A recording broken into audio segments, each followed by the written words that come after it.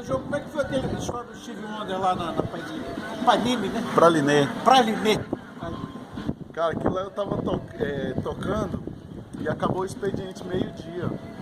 E aí eu chamei a minha esposa pra almoçar no Camarão, que era do outro lado. E a gente não tinha esse hábito de almoçar, já começa a coisa por aí, de almoçar lá. E aí a gente foi pra lá e tal, aí chamei um amigo da Católica, que tinha por muito tempo que eu não via, mais de 20 anos. Olha isso. Aí estamos lá, tal, aquele negócio todo, isso já era mais ou menos 2 horas da tarde. Bom, sábado ou Domingo, cara. Aí estamos lá almoçando e de repente eu vi aquele negócio chegar, um monte de carro, um monte de segurança. Eu falei, pronto, chegou foi o senador aí? Chegou foi o senador da República. Filha da puta! Aí eu fiquei olhando assim, falei, bicho, o negócio ali é sério. Aí de repente vi um cara com esse cabelinho enroladinho assim de longe, eu falei, rapaz, aquele ali tá parecendo o Steve Wonder. Aí meu amigo falou, rapaz, não viaja não, velho. Até parece que o cara vai vir aqui. Eu falei, bom, pelo sim, pelo não, não tô fazendo nada, vocês ficam aqui na mesa que eu vou lá ver. Vai averiguar. Na hora que eu cheguei, meu irmão, segurança já entrou na frente, falou, pois não. Eu falei, não, só vou pegar um café porque eu trabalho aqui. Se eu não puder pegar um café no lugar que eu trabalho, o cara tá. Aí na hora que eu cheguei lá pertinho, porque eu queria chegar perto pra ver, pra não pagar mico, né? Quando eu olhei, eu falei, porra, é o cara mesmo. Eu comecei a me tremer todo. Eu falei, agora.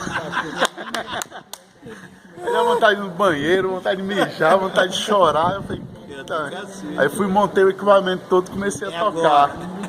Agora ou não? Comecei a tocar e o coração, eu falei, puta merda, tô pagando um mico. Se esse cara sair aqui, não. Não, só o que eu errei, né?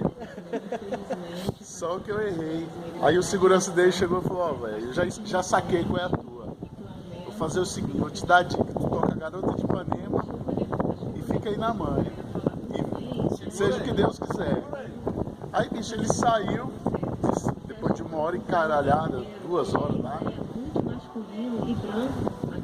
Aí quando ele saiu, ele chegou no carro, abriu a porta, eu falei, puta merda. Isso minha esposa já tinha vindo, meu amigo.